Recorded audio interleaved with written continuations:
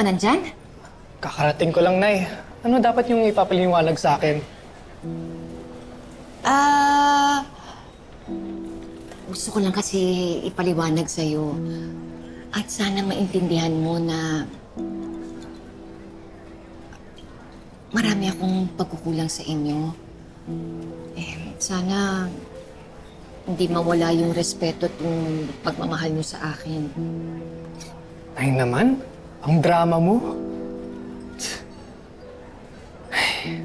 Anong isipin yun?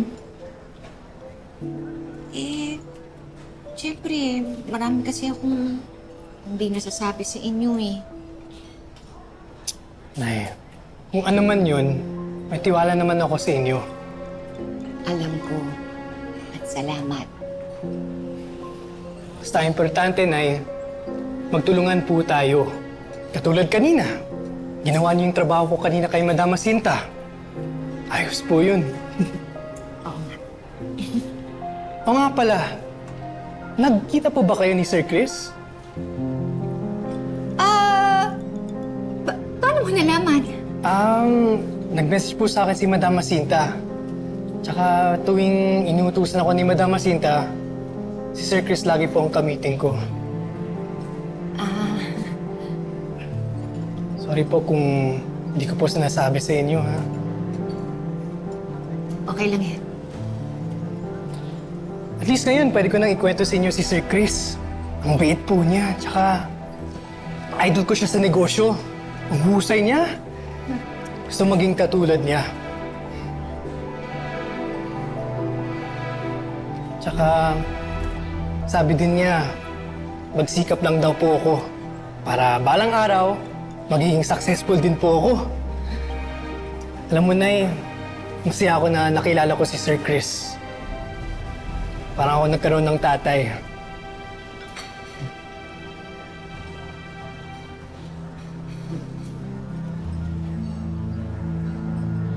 Bakit po, Nay?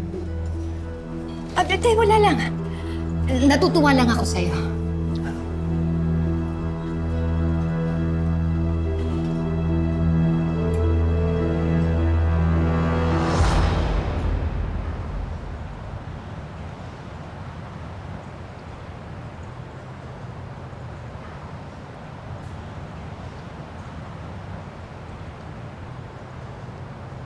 Alam mo, kaya mo na.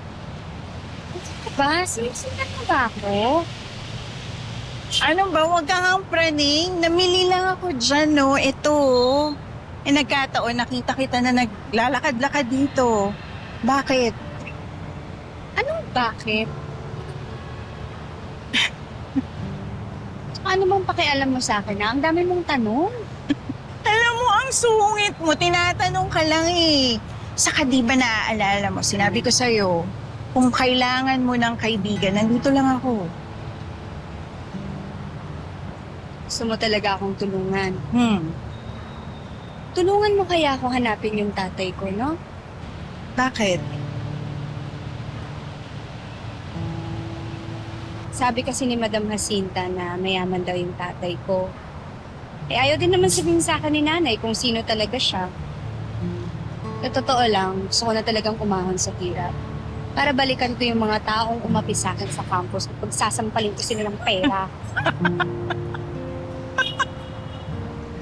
Alam mo,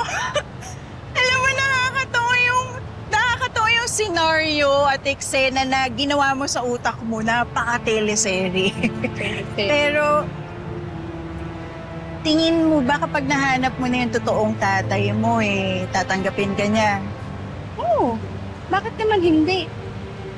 Pagbabayaran ko siya sa lahat ng mga atraso niya. Alam mo, malabo yung iniisip mo eh. Wait lang. Malabo? Anong malabo, ha? Marami akong alam, mas marami akong alam sa buhay kesa sa'yo, kaya maniwala ka sa akin. Wala ka rin palang kwente eh. Ganito na ako.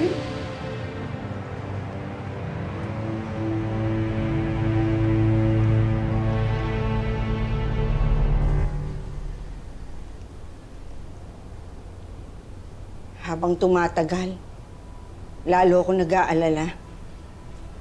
Pakiramdam ko, malapit nang sumabog yung sikretong pinoprotektahan ko. Rico, alam mo, praning ka lang. Bakit kasi yan ang iniisip mo? Ano ka ba? Nagkikita-kita na yung tunay na mag-ina at mag-ama. Naglalapit na yung mga mundo nila. Kapag nabunyag ang totoo, kapag nalaman nila ang ginawa natin, pareho tayong makukulong. Kaya nga. Alam mo, minsan kailangan i-alugrin yung utak mo para gumana eh. Dapat, pagkakitaan muna natin yung sekreto bago mabuking. Gago ka. Wala kang kadala-dala. Ayan na nga, oh. Pipilay-pilay ka na. Pasalamat ka nga. Hindi ka na dedo dun sa aksidente mo.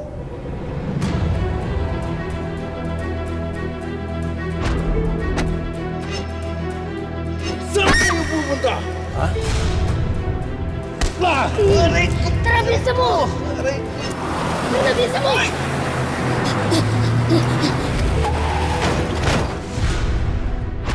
Parang nangihinayang kang hindi ako natuluyan. O kasi yung mga bata eh. Kasalanan mo naman eh. Kapag inulit mo pa yon, hindi na ako makikipagkita sa'yo. Grabe At hindi ka pwedeng kumilos ngayon. Baka makilala ka ng mga bagets. Pwede ka nilang ipakulong. Kaya kahit anong mangyari, hindi ko ituturo sa'yo kung saan sila nakatira.